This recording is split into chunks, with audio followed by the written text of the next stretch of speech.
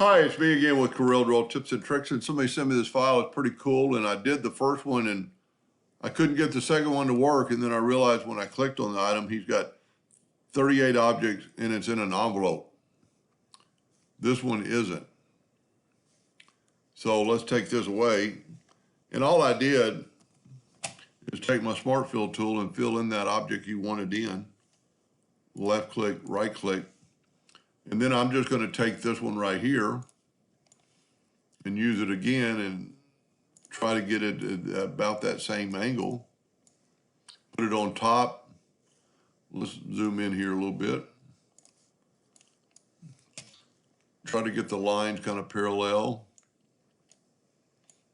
Make sure you're totally in the object, and do not move their Smart Fill part.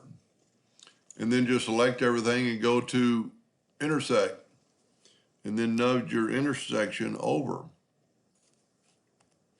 to that spot. That's pretty cool, but you're gonna have to do that. This is an envelope or this is not.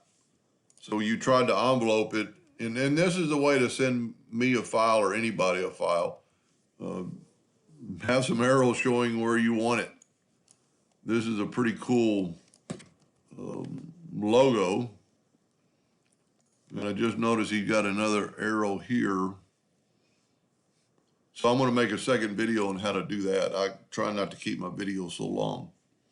Anyway, I hope that helped a little bit, and thank you for watching.